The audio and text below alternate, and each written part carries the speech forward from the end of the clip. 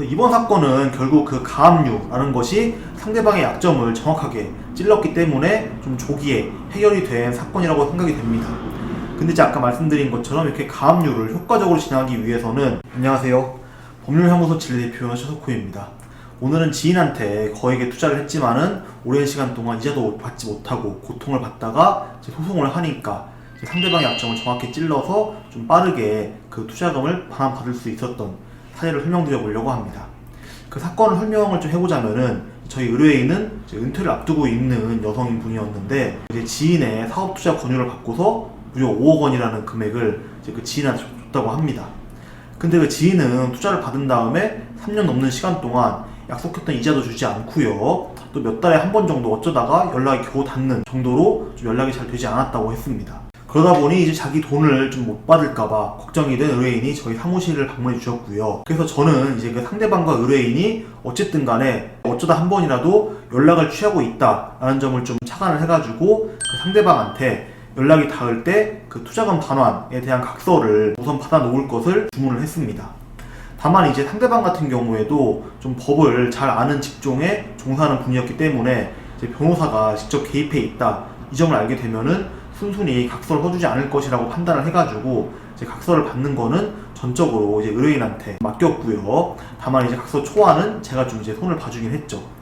그래서 이후 의뢰인이 계속 연락을 해오자 못 이겨서 그런지 상대방은 투자금에 대한 이행 각서를 써주게 되었고요. 이 각서를 보고서 곧바로 이제 소송을 제기해야 되니까 이제 투자금 반환 예정일을 각서 작성일로부터 최대한 좀 얼마 안 되는 시간 내에, 이제 이 사건 같은 경우에는 한 달 반 정도의 시간만 두고 담는 내용으로 각서를 적게 유도를 했습니다. 이제 그 다음에는 법을 좀 아는 상대방과 얘기를 하는 과정에서 자기한테 불리한 얘기를 할 수도 있으니까 각서를 받은 다음부터는 의뢰인 분이 이제 상대방과 연락을 하지 못하게 또 주문을 했고요. 우리는 이제 상대방이 주로 사용하는 은행, 왜냐하면 가압류를 할 때에는 어느 은행을 잘 쓰는지 파악을 해야 효과적으로 가압류를 걸 수 있기 때문에 이제 어느 은행을 쓰는지 파악하기 위해서 의뢰인과 상대방이 3년 동안 주고받았던 카톡 전부를 검토해가지고 이제 어느 은행에 가압류를 걸지 세 군데로 압축을 시킬 수 있었습니다.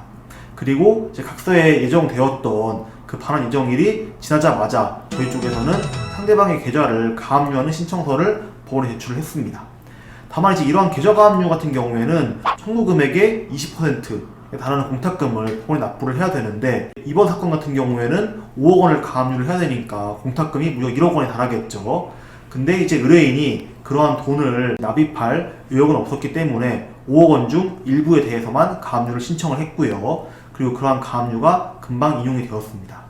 이제 그 다음으로는 아까 작성했던 각서를 증거로 삼아서 이제 투자금 반환을 청구하는 내용의 소장을 작성해서 법원에 제출을 했고요. 약 2달 후에 상대방으로부터 연락이 와가지고 투자금을 반환해 줄 테니까 가압류도 풀어주고 합의서 작성을 하자. 나중에 알고 보니까 그 상대방이 이제 계좌에 가압류가 걸리자 자기가 이제 사업을 진행하는 거에 방해가 좀 상당히 심하게 생겼고요. 그것 때문에 차라리 저희 쪽한테 5억 원을 돌려주고 가압류를 해제하는 게 더 이득이다 라는 판단이 들어가지고 이렇게 합의를 한 거라고.